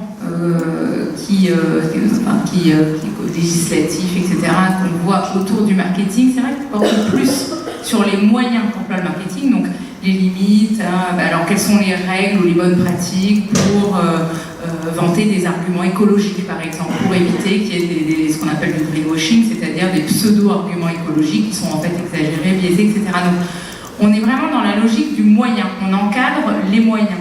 Mais c'est vrai qu'on ne remet pas, et ça, au fond, c'est quand même plutôt bien fait. C'est-à-dire qu'il y a un droit de la consommation, il y a un droit en France qui est assez établi. Vous ne pouvez pas faire de la publicité mensongère. Aujourd'hui, on a même possibilité d'action de groupe. Donc, vous pouvez être plusieurs consommateurs, enfin, plusieurs clients à être mécontents contre une organisation, une entreprise et à porter plainte. Donc, en fait, les outils juridiques sont importants pour la défense du consommateur. Donc, aujourd'hui, quand même, les abus dans les pratiques, ils sont pas... Enfin, ils existent toujours, hein, mais il faut quand même prendre des risques, etc. Sur le long terme, c'est pas forcément payant en termes de réputation. Par contre, c'est vrai que rien, par contre, ne vient contrer, ne vient questionner les fins du marketing, non plus les moyens, mais la finalité, en fait. Si ce n'est les initiatives d'entrepreneurs nouveaux qui ont envie d'œuvrer pour un monde un petit peu différent et qui se posent des questions de sens. Et ça, c'est vrai qu'on en voit de plus en plus, en fait, des gens qui... comme je l'ai pas mal dans mon entourage, qui étaient dans des grands groupes. C'est une de mes petites étudiantes très sympa de L2 qui était passionnée par l'industrie agroalimentaire. Donc elle a fait sa césure dans un groupe comme Richemont, après je crois qu'elle est partie chez Danone, etc. Et c'est marrant parce qu'ici elle a eu un cours, on donne un cours en M2 de marketing critique justement, qui est donc un cours qui vise à faire réfléchir les étudiants sur la finalité du marketing et ses dérives. Et en fait, en suivant ce cours, après, elle a complètement changé de spectre. Elle s'est retrouvée à être quand même contactée sur LinkedIn par Unilever. Donc Unilever, le grand groupe qui fait quand même franchement rêver, quoi. Être chef de produit, faire du marketing chez Unilever, tout le monde pourrait en rêver. Et en fait, elle est arrivée, et en fait, elle s'est sentie complètement en déphasage avec même cette culture de l'entreprise et complètement déconnectée du terrain. En fait, vous êtes dans des bureaux, vous avez à la limite jamais vu, vous faites des soupes en briques, mais vous n'avez jamais vu un légume pousser. Ça fait si vous reconnaissez une courgette dans un jardin, un potager. Et là, vous dites au secours, ça ne va pas aller. Et en fait, c'est marrant parce qu'elle a rejoint finalement, elle a accepté une offre d'emploi à l'incubateur ici à Dauphine. Et puis elle veut continuer, elle va continuer la journée dans une entreprise une start-up qui a plutôt une finalité sociale. Donc en fait, ces trajectoires, on commence à les voir de gens qui se sentent mal dans leur poste de chef de produit, etc. Et donc qui ont envie d'autre chose. Pour autant, d'ailleurs, ils peuvent avoir envie quand même de continuer à faire du marketing parce que c'est aussi, et de la communication, parce que c'est quand même un outil de changement social qui est fort quand même, en fait.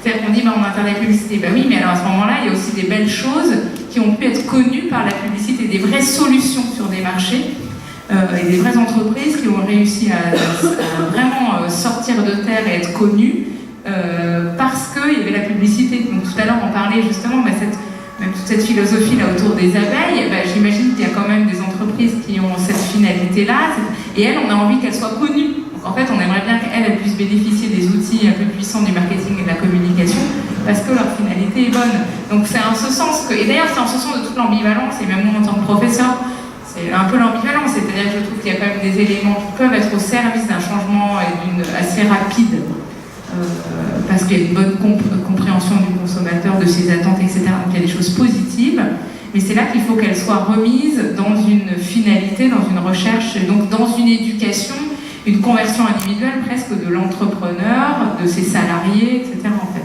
c'est ça. Et peut-être aussi sortir de cette idée que le marketing, finalement, pour le marketing, sortir de cette idée d'imposer la mode et de sortir de la valeur usage pour entrer dans la valeur mode qui aujourd'hui prend toute sa place, à tort d'ailleurs, dans la société. Et ça tombe bien, j'ai une question pour vous et je sais que vous l'appréciez cette question. Le proverbe dit les goûts et les couleurs, ça ne se discute pas. Qu'en pensez-vous? Moi je trouve ça horrible comme proverbe. Je pense que les goûts et les couleurs justement ça se discute et ça s'éduque en fait. Et par exemple, je le vois avec les jeunes avec lesquels je travaille. Quand je vois ceux avec... ils se nourrissent de séries télévisées, de musique. Donc j'essaie toujours de m'intéresser, de voir ce qui les intéresse. Quand je vois le niveau de... Moi j'ai connu des dessins animés, un des dessins animés qui a bercé mon enfance, c'est Rémi sans famille. Je ne sais pas si vous connaissez ce dessin animé, il est exceptionnel. On est plongé dans la France rurale, il y a un drame, c'est un enfant, c'est un orphelin, enfin je veux dire, moi je regardais ce dessin animé, j'ai pleuré, j'étais touché quoi. Aujourd'hui, vous regardez, je sais pas, Oggy et les cafards, des dessins animés complètement délirants, enfin, c'est d'une violence, ils sont toujours écrasés, ils meurent, enfin, franchement, ça m'interroge.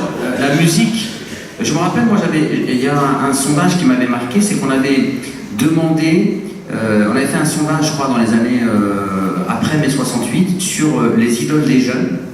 Et en fait, vous voyez, genre, c'est Mozart, Victor Hugo, et puis on pose la même question, genre, en 2005, c'est des footballeurs, quoi. On a perdu, quoi. On a chuté, là, et les jeux, on sait que le processus d'identification, il est extrêmement important. Donc oui, moi, je pense qu'en fait, les goûts et les couleurs, ça s'éduque, et que donc, il faut prendre le temps, justement, de sensibiliser les enfants, de les ouvrir au monde, à la connaissance, et tout, notamment l'art, hein, donner une culture artistique, leur faire apprécier, leur faire apprécier différentes choses, notamment l'art. Je pense que ça fait partie d'une bonne éducation qu'on peut donner. Parce que sinon, effectivement, ça va être la culture de masse, et effectivement, pas le marketing, parce que moi je suis tout à fait en phase avec vous, je considère le marketing comme un outil finalement. Donc autant apprendre le marketing, mais pour en faire d'une bonne manière, on peut faire un bon marketing. Mais le problème, c'est qu'aujourd'hui, on est dans un paradigme où le marketing de masse, il tire tout le monde vers le bas. Donc il faut essayer de tirer son épingle du jeu. Très bien. Avant de commencer la session de questions-réponses, j'aurais une dernière question à poser à nos deux invités. Donc nous le disions, il n'y a pas de solution miracle, mais il y a des clés pour sortir, je dirais, de cette crise humaine, on peut le dire, cette crise globale. Quelles sont-elles, selon vous? Souvent, et j'ai entendu très souvent le mot éducation, ne faut-il pas penser à cette question d'éducation, et peut-être à tous les niveaux, pas uniquement l'éducation, je dirais, scolaire, mais aussi s'éduquer soi-même, l'éducation globale. Et ne faut-il pas aussi remettre l'être humain au cœur des questions sociales et sociétales? Si, ouais, je pense qu'on a effectivement un peu résumé les choses, c'est-à-dire qu'effectivement, il y a pour moi, c'est éducation vraiment profonde, et puis effectivement, oui, remettre l'humain au cœur du débat, c'est sûr que, enfin, au cœur de l'économie, en fait, tout bonnement, quoi. Je pense que, et c'est vrai que ce que je trouve intéressant, c'est qu'on se dit, on va peut-être pouvoir y aller, parce qu'effectivement, on est quand même c'est finalement une préoccupation un peu universelle, ce que vous disiez tout à l'heure, je pense que c'est vraiment une préoccupation universelle. Enfin, universelle, mais pourvu qu'on ait développé une forme d'intériorité. On peut appeler ça spiritualité, mais comme on dit, effectivement, tout le monde n'a pas forcément une dimension spirituelle, mais au moins une intériorité très forte. Et là, c'est recréer, vraiment mettre l'humain au cœur. Et là, c'est même facteur d'unité, je pense, et plutôt de paix, finalement, de cohésion, etc. Mais c'est vrai que c'est un peu peut-être idéaliste comme vision, parce qu'on arrivera, mais bon, peut-être ces mouvements justement critiques, ça vient à niveau de chacun de nous, donc pourquoi pas. Hein. Une question pour vous, Ismaël Mounier. Je pense qu'on a déjà plus ou moins abordé effectivement la question de l'éducation. Alors peut-être pour rajouter quelque chose, je pense moi la première chose qu'il faut essayer de faire, c'est de redonner de l'espoir. Parce que j'ai l'impression qu'en fait, il y a beaucoup de personnes qui sont pas heureux, parce que la société de consommation, finalement, c'est la société de la frustration. Hein, c'est la société de la frustration, les gens sont beaucoup frustrés. C'est la société du matérialisme, donc quelque part on coupe les gens de la nourriture spirituelle, et donc il y a du mal-être, et donc on cherche des palliatifs, hein, les psychotropes, les drogues, les loisirs de plus en plus, et c'est ce que je dis souvent, je veux dire, il faut s'éclater toujours plus, bon, au bout d'un moment t'arrives, tu fais du saut à l'élastique, puis après, explique quoi de faire du saut à l'élastique sans élastique, mais c'est fini quoi.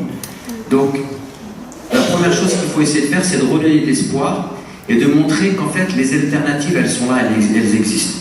Autre chose, je pense qu'il faut aussi couper toutes les croyances limitantes. Parce que beaucoup de personnes, moi, qui ont lu mon livre, sont venues me voir, on me dit ouais, t'as raison, mais c'est mort, c'est fini quoi. Et vous imaginez, penser comme ça, c'est grave. Qu'est-ce qui reste? Alors on va tous se pendre après, c'est dramatique. Donc là, je pense que par l'éducation, par la réflexion, par il y a cette sagesse de Gandhi qui dit qu'il faut incarner le changement qu'on veut voir à l'extérieur, à l'intérieur de nous-mêmes.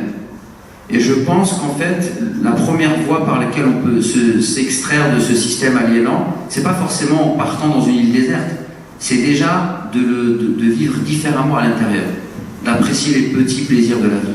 On a cité Pierre Rabhi tout à l'heure, la sobriété heureuse, c'est une vraie philosophie de la vie, qui à mon avis est islamique, on appelle ça en arabe zuhd. Zuhd, c'est-à-dire qu'on traduit par l'ascétisme. Le mot ascétisme, il a une connotation chrétienne très forte, ça renvoie au monachisme. Dans l'islam, l'ascétisme, c'est pas le refus du plaisir, mais c'est d'établir l'équilibre entre la satisfaction de toutes les dimensions de mon être, c'est-à-dire l'équilibre entre la satisfaction des besoins du corps et des besoins de l'homme. Donc oui, effectivement, l'ascétisme, c'est une voie par laquelle on peut s'extraire du consumérisme. Et puis également, parmi les solutions, à mon avis, c'est essayer de se développer, parce qu'on est fait pour vivre les uns avec les autres. Et peut-être pour illustrer cela, il y a une sagesse qui est racontée quand j'étais en Mauritanie. Il y a une histoire qu'on raconte. En fait, on dit que tous les maîtres spirituels en Mauritanie disent que le chercheur de science ne peut arriver au sommet de la science que s'il arrive à un sommet, et ce sommet-là, pour pouvoir y arriver, il faut passer par 2 étapes. La première étape, c'est qu'on doit apprendre, à chaque fois qu'une personne nous demande quelque chose, eh bien de la satisfaire. D'accord? Il dit la deuxième étape, c'est lorsque une personne vous demande quelque chose, et vous allez satisfaire son besoin, mais vous allez lui donner plus. Et la troisième étape, c'est lorsque vous êtes capable, hein, vous avez un espèce de radar, et quand les gens ils ont besoin de quelque chose, vous êtes capable de le ressentir et de leur donner avant même qu'on vous le demande. Et en fait, la personne dit cette relation avec la créature permet d'avoir cette relation avec Dieu, c'est-à-dire que quand vous allez demander quelque chose à Dieu, il va vous donner. Quand vous demandez quelque chose à Dieu, si vous êtes dans la deuxième étape, il vous donnera plus que vous lui avez demandé. Et quand vous êtes dans la troisième étape, Dieu vous donnera ou va résoudre vos problèmes avant même que vous ayez levé les mains pour lui demander. Et en fait, on dit qu'une des personnes qui était là, qui a pris cet enseignement, il est parti dans une oasis dans le désert. Et dans cette oasis dans le désert, en fait, il a fait revivre une oasis qui était laissée à l'abandon à cause des voleurs. Sa stratégie, elle est la suivante. Il enseigne gratuitement aux gens, il leur demande juste de cultiver la terre. Donc, ils font émerger une palmeraie, ils utilisent l'eau, il y a une source d'eau. Et en fait, ils ont mis un système de solidarité. Tous les voyageurs, ils ont le droit de dormir 2 jours gratuits. D'accord ? Et voire même avec un système, ils prêtent les chameaux, parce qu'en fait, c'est une espèce d'étape dans le désert. Donc, très rapidement, cette oasis dans le désert elle devient florissante. Un jour, le maître spirituel du village, il prend un chameau, il doit aller en ville en urgence. Quand il arrive sur le chemin, il croise un homme qui a l'air d'être vieux, qui marche, qui a l'air fatigué, donc il l'interpelle, il descend de son chameau, il lui dit écoute, on va finir la route ensemble, monte sur le chameau, tu as l'air fatigué. L'homme monte sur le chameau, et en fait, il lui donne un coup de pied violent, et il s'en va en courant avec le chameau. Et là, le maître spirituel se lève et lui dit écoute, si jamais on te dit où tu as eu ce chameau, dis que c'est Cheikh Ahmed qui te l'a donné, il s'appelle Cheikh Ahmed. La question est pourquoi il lui dit ça? Est-ce que vous, si on vous vole votre portable, vous interpellez dans le métro, vous interpellez la personne, si jamais tu dis que c'est moi. Alors à votre avis, pourquoi il lui dit ça? C'est-à-dire qu'il lui donne. Il lui donne et au cas où quelqu'un l'arrête en croyant qu'il a volé ou quoi, qu'il y a un contrôle, il peut. En fait, il a anticipé son besoin, non? C'est ça? C'est bien essayé. Je vous félicite. Je vous félicite pour la tentative. C'est que son chameau ne peut pas aller dans l'autre sens, il a peut-être besoin d'un ravitaillement rapide. C'est également une bonne tentative.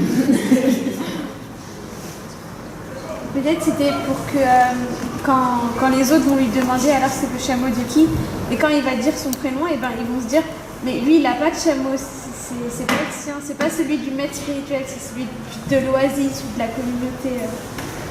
Alors c'est également une bonne tentative. Donc la réponse, c'est qu'en fait, il lui donne son chameau.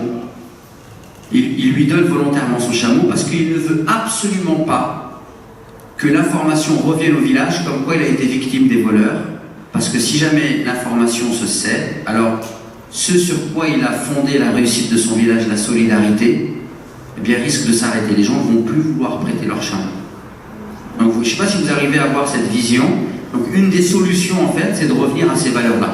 On retrouve des systèmes comme ça dans toutes les civilisations, dans toutes les histoires, même le monde rural en France, la solidarité, d'accord, l'altruisme, tout ça c'est des valeurs qui sont en contradiction avec ce vers quoi nous pousse la société de consommation, c'est-à-dire le superflu, le gaspillage, la futilité, l'égoïsme, et ainsi de suite. Oui, et puis finalement c'est aussi revenir, c'est de permaculture dans le sens large, vraiment cette idée de revenir à notre rythme en tant qu'être humain et au rythme de la nature et de ne pas aller plus vite que ce que la nature peut et ce que nous pouvons supporter aussi. Nous allons pouvoir commencer la session de questions-réponses. Je vais passer entre les rangs et distribuer le micro. Si vous avez une question particulière à poser à un de nos intervenants, précisez-le avant pour que personne puisse vous répondre directement. Donc je vais me lever et venir parmi vous. Si vous avez des questions, n'hésitez pas à lever la main et puis je distribue. Sauf s'il n'y a pas de questions, c'est à vous de voir. Moi j'ai une question. Oui. Alors vas-y. Elle parle un peu du greenwash parce que je sais qu'elle a travaillé sur le sujet. Et donc, comme je l'avais dit tout à l'heure, c'est vrai que quand j'ai écrit mon livre, j'ai cherché des spécialistes de toutes les alternatives nouvelles. C'est vrai que j'ai eu du mal à trouver. Et donc maintenant, comme j'ai une spécialiste en face de moi, donc je profite de lui poser la question. Est-ce qu'elle peut nous parler Alors, ce qu'on appelle le greenwashing, c'est le fait d'utiliser de laver vert en fait. Donc en gros, d'utiliser des arguments écologiques qui sont, alors ils sont rarement complètement faux, mais ils sont exagérés ou infondés, ou en fait on regarde un micro-truc vertueux dans une industrie qui est au global et finalement effectivement très dommageable sur le plan écologique, et on l'exploite du point de vue publicitaire. Et donc ça a été c'est un sujet qui a pris pas mal d'ampleur en France à partir de 2007, avec le Grenelle de l'environnement, et où il y avait en fait c'est les Amis de la Terre, qui étaient une sorte de regroupement d'ailleurs d'associations qui avaient épinglé une dizaine ou quinzaine de publicités en disant voilà, en montrant le phénomène, etc., et qui s'étaient servis en fait de l'ampleur médiatique du Grenelle de l'environnement pour émerger, alors qu'ils avaient peu de moyens. Et du coup, ça a commencé à bien sensibiliser à la fois l'opinion, mais du coup les industriels aussi, qui se sont mis un petit peu en quête de régulation dans tout ça. Alors aujourd'hui, il n'y a pas une régulation très, très ferme, parce que on voit que c'est compliqué, parce que finalement les publicitaires eux-mêmes, ils sont un peu appropriés la critique en disant il faut surtout pas qu'on nous colle une loi parce qu'on va perdre une forme de liberté d'expression et de communication, on va commencer à avoir des mentions partout comme il y a dans le tabac, etc. Donc ils se sont dit maintenant on va nous-mêmes se structurer, faire de l'autorégulation, donc on va s'associer, etc. Et ils ont édité des codes de bonne pratique.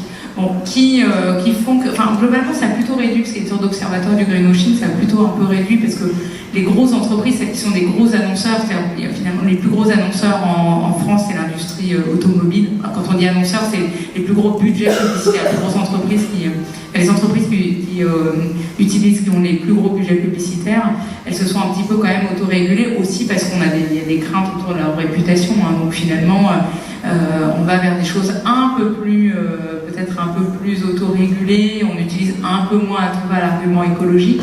Bon, mais c'est encore potentiellement un peu contestable. C'est un peu régulé à ce niveau-là. J'espère que vous avez votre question. Alors si vous avez des questions, n'hésitez pas à lever la main, et puis sinon nous allons pouvoir conclure. Vous êtes un peu timide. Oui, une question.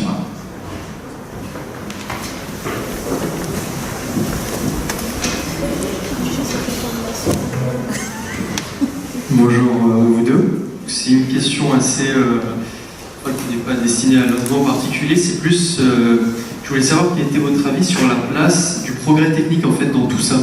Parce que le progrès technique, c'est quand même une partie importante dans le capitalisme, en fait. Le consumérisme a une place importante dans le capitalisme. Et du coup, si on vient vers un changement, en fait, de système, qu'est-ce qu'il en sera du progrès technique ? Alors, en fait, c'est marrant parce que moi, aujourd'hui, j'aurais tendance à oublier le terme de progrès. Parce qu'en fait, c'est pas forcément... On a vu que finalement... c'est presque toute une idéologie autour du progrès et qui finalement nous a aussi mis des œillères, en fait, nous a rendu un petit peu aveugles. Par contre, je pense qu'il ne faut pas oublier la notion d'innovation technique, technologique, donc je pense que c'est aussi ce que vous voulez. Et là, pour moi, là c'est pareil, c'est un peu comme on parlait du marketing tout à l'heure, il y a des innovations qui vont vraiment dans le sens finalement d'un monde sans doute plus équitable, plus écologique, etc. Et on voit qu'il y a quand même aujourd'hui on parlait tout à l'heure de permaculture, en fait, parce que je pense qu'on ne reviendra pas à des méthodes d'agriculture non plus ancestrales, et en un sens tant mieux, parce qu'on ne nourrissait pas non plus tellement la planète. Mais on va essayer de marier avec des choses qui sont du ressort de l'innovation, en partie technique, mais qui va avoir une finalité différente parce qu'on va prendre en compte des connaissances qu'on a aujourd'hui sur les écosystèmes, et j'ai envie de dire, tout à l'heure je parlais de l'économie circulaire, ça participe un peu de ça. Dans l'économie circulaire, il y a aussi beaucoup de progrès, enfin, j'utilise le terme, mais d'innovation technico-technologique en matière de matériaux, de recyclage, et donc ça peut très bien être au service finalement de quelque chose qui soit, d'une économie un peu plus juste en fait. Donc là aussi, je pense que ça dépend quelle finalité on se donne, mais c'est sûr que l'innovation c'est comme un processus qu'on ne pourra pas arrêter en un sens, tant mieux. Je pense que ça fait vraiment partie de l'humain d'être toujours en train d'essayer d'avancer à la fois la connaissance et les dimensions applicables de la connaissance sous la forme d'innovation. Mais après, c'est vrai qu'on peut les orienter vers une finalité qui soit vraiment intéressante, en matière de technique agricole, en matière de... voilà. Parce qu'à nouveau, je pense vraiment pas qu'on reviendra sur des modes de vie, et voilà, de toute façon, c'est pas possible, mais deux, est-ce que c'est souhaitable? Sans doute pas, parce que par certains aspects... Moi, je partage entièrement. Dans mon livre, j'ai un chapitre que j'ai intitulé « L'illusion technologique ». C'est-à-dire que la société de consommation, de manière globale, elle présente la technologie comme une avancée, et c'est vrai que c'est une avancée en soi, sauf que maintenant, aujourd'hui, la question qui se pose, c'est est-ce qu'on utilise la technologie pour rendre l'homme autonome, indépendant, par exemple sur le plan énergétique. C'est pas si vous voulez, c'est pas la vocation de la société de consommation. La société de consommation, elle utilise la technologie pour nous rendre toujours plus dépendants. L'obsolescence programmée, d'accord. Et je donne l'exemple de l'automobile. Il y a un ingénieur américain qui s'appelle Pantone.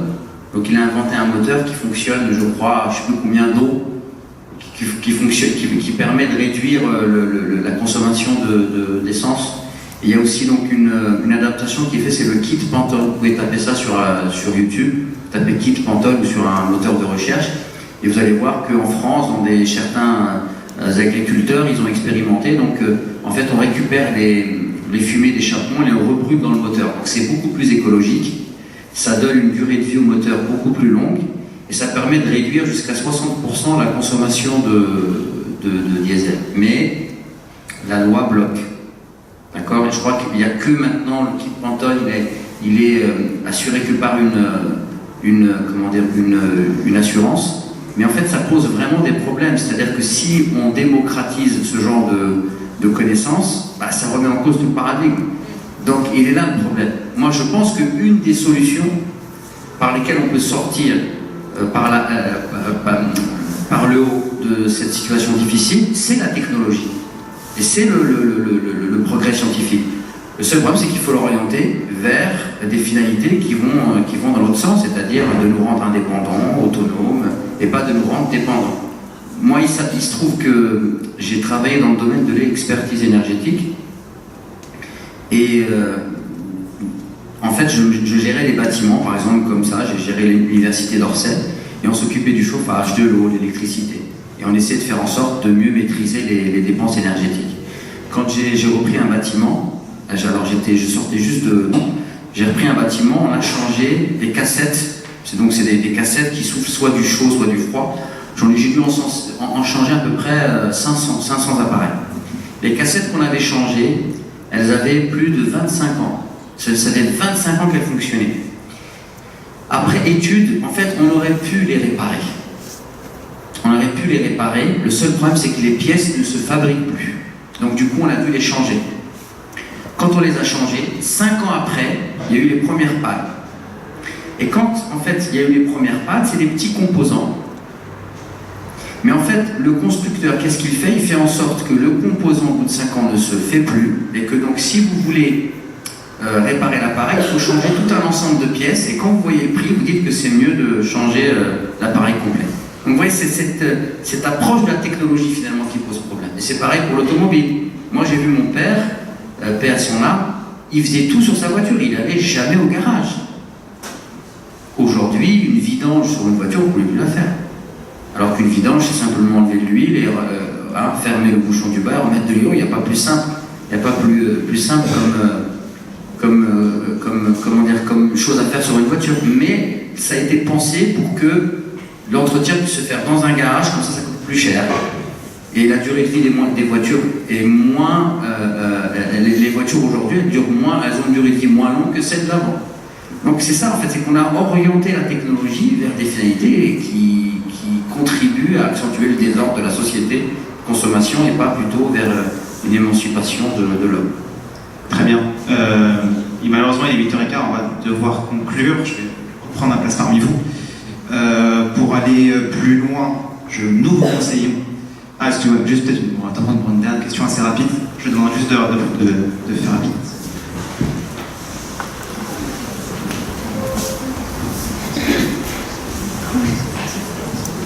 Bonsoir à tous les deux. Moi, c'est plus une question qui va s'adresser à monsieur Ismaël Mounir. Donc, vous disiez au départ, au début de la conférence, que votre livre, il ne cherchait pas forcément à trouver une solution miracle, mais plus à susciter la réflexion chez les personnes. En même temps, en vous écoutant, moi j'ai pas eu l'occasion de lire votre livre, donc j'essaierai de le faire. Vous utilisez beaucoup d'exemples, comme vous l'avez dit, vous utilisez des versets du Coran, vous faites pas mal de parallèles en montrant quelles peuvent être les solutions apportées par l'islam. Moi personnellement, c'est un point de vue que je partage complètement avec vous. Et donc pour revenir à ma question, est-ce que vous ne pensez pas que nous, en tant que musulmans, un des messages qu'on devrait porter, c'est finalement de montrer que le mode de vie prôné par l'islam peut être une solution concrète et applicable aux questions qu'on a évoquées, aux méfaits du consumérisme. Et justement, est-ce qu'un des devoirs qu'on a et une des chances qu'on peut apporter à notre religion, c'est de porter ce message avec conviction et avec sérénité, de dire que finalement le mode de vie prôné par l'islam peut être un guide pour l'humanité et une solution aux problèmes finalement, pour pas rester dans le flou et dans des questionnements qui finalement on a l'impression qu'on n'aura pas de solution réellement applicable et tangible, finalement assumer et montrer que, et ça participera éventuellement à dédiaboliser notre religion, mais montrer que c'est un guide et qui finalement ça peut totalement être là finalement la solution et la finalité au problème. Alors, par rapport à cette question, il y a des présupposés que je ne partage pas en fait. Si tu me permets de te parler franchement et de te tutoyer, ça ne te dérange pas, tu ne vas pas te fâcher.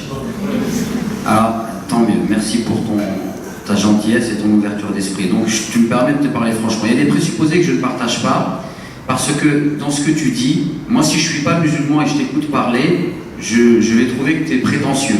Parce qu'on l'a dit tout à l'heure, le monde musulman, il est à la traîne aujourd'hui, il n'a rien inventé. D'accord? Et au contraire, il copie de la manière, on peut voir notamment les lieux saints, de la manière la plus sordide, ce qui se fait de pire dans le monde occidental. D'accord? Par exemple, dans les pays musulmans, si l'Arabie Saoudite elle aurait voulu copier quelque chose, si elle avait voulu copier quelque chose du monde occidental, ça aurait été peut-être justement cette liberté d'expression, le fait de donner la parole à tout le monde, le droit des travailleurs. Mais il se trouve qu'ils n'ont pas copié, l'Arabie Saoudite n'a pas copié la France dans ce domaine-là, ce qui est bien regrettable. Donc déjà, premier point, aujourd'hui, à l'instant T, les musulmans ne sont pas du tout un exemple dans le domaine du respect de la nature, du développement, de manière globale. Maintenant, on peut trouver des musulmans qui ont des initiatives individuelles, bien évidemment, Dieu merci. Deuxième chose, c'est que en plus, là, dans ce que tu dis, c'est que quelque part, donc déjà nous on est à la ramasse, on est à la traite, si tu me passes l'expression, et en plus on se pose comme si nous sommes les détenteurs des solutions, etc. Ce qui est complètement faux. Comme on l'a dit aujourd'hui, moi je suis persuadé qu'en fait l'être humain, s'il se reconnecte à son essence, dans toutes les traditions, on va trouver les valeurs de solidarité, d'altruisme, de respect de l'autre, de vivre en harmonie avec la nature. Donc ça nous demande peut-être, nous, d'avoir beaucoup plus d'humilité. Moi, en m'intéressant au bouddhisme, en m'intéressant au christianisme, au judaïsme, eh bien, ça m'a permis de mieux redécouvrir ma religion. Et finalement, dans le Coran, par exemple, il y a un verset qui, à mon avis, est un paradigme que nous, aujourd'hui, c'est un paradigme coranique qu'on a délaissé dans ce qui est du rapport à l'autre. Dans le rapport qu'on doit avoir avec les autres, c'est pas de leur dire, vous avez rien compris, nous, on a un livre, d'accord, c'est le Coran, c'est la parole de Dieu, et on va vous montrer que vous avez rien compris. Le paradigme du Coran, c'est pas celui-là. Regarde, Dieu dit dans le Coran, dans la sourate 49, qui s'appelle la sourate Les Appartements. La sourate Les Appartements parle finalement de l'éthique du musulman en société. C'est comme pour dire finalement, une société, c'est comme, une société humaine, c'est comme un appartement. S'il n'y a pas de règles, ça devient très vite l'anarchie, et donc les gens de cet appartement ne vont pas être heureux. Pourquoi? Parce que le prophète, quand il était prophète, il vivait dans son appartement, et les gens ils venaient le déranger à toute heure, et l'interpellaient, et ça le dérangeait, mais il n'osait pas leur dire. Et donc Dieu il a révélé des versets pour dire aux gens que ça peut être un prophète, il est à votre service, mais il ne faut pas le déranger à n'importe quelle heure, surtout quand il est dans son intimité.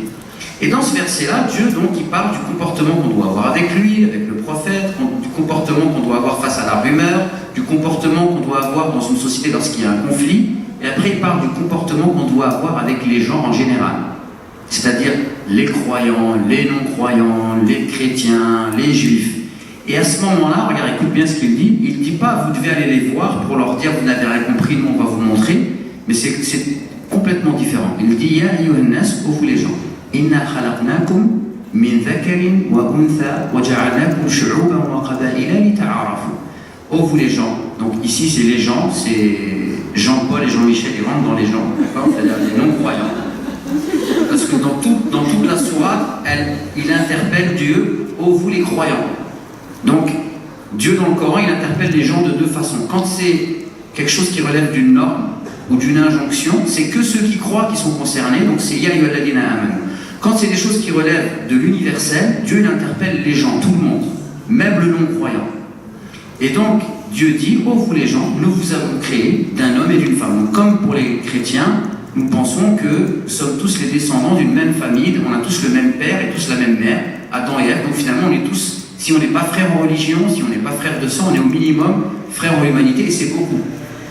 Et il dit, regarde, nous vous avons créé en peuple et en nation, afin que vous lita'arafu. C'est traduit par entre-connaissiez, mais en fait, lita'aruf, c'est plus que ça. C'est-à-dire, en fait, moi, je dois aller voir les gens qui ne sont pas comme moi, et je vais leur dire, voilà moi ce que je peux vous apporter de bien, qu'est-ce que vous pouvez m'apporter de bien? Et à ce moment-là, c'est un paradigme nouveau. Il n'y a pas de sentiment de supériorité, mais au contraire, il y a de l'humilité, et il y a le désir d'aller voir l'autre pour voir qu'est-ce qu'il peut m'apprendre. Par exemple, moi aujourd'hui, j'étais assis ici, j'ai écouté madame, j'ai beaucoup appris de ce que, je me suis beaucoup enrichi de ce qu'elle a dit. Si j'étais venu en pensant à lui dire, non, vous avez rien compris, moi j'ai le Coran, je vais vous montrer, c'est une posture, à mon avis, qu'il faut absolument enlever de l'esprit du musulman. D'accord?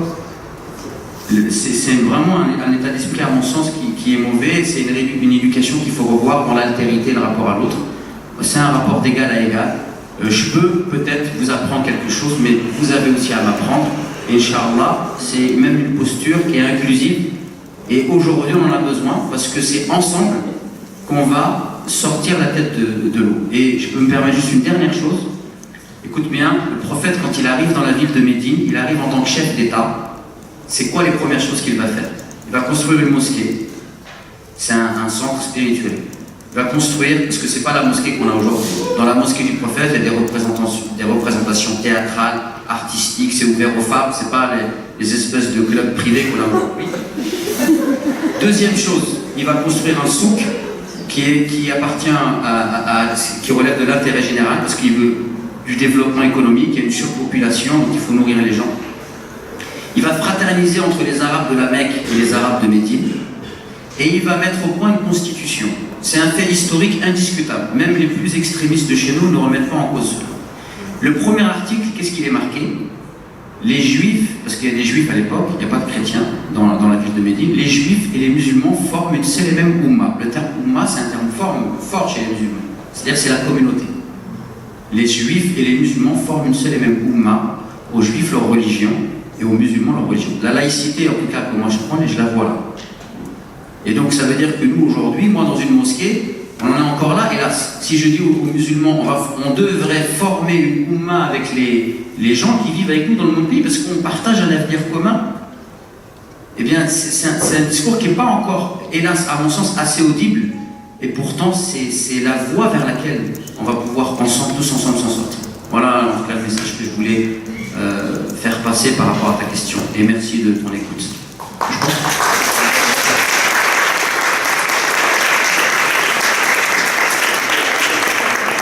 Merci pour votre réponse. Je pense que le message est passé, puis comme vous l'avez dit, de par le public ce soir, de par les intervenants, qui sont de grande qualité, je vous remercie pour vos interventions, et puis qui vous êtes, je dirais, divers dans vos façons d'aborder les choses. On a appris beaucoup et je tiens à vous remercier pour votre présence ce soir.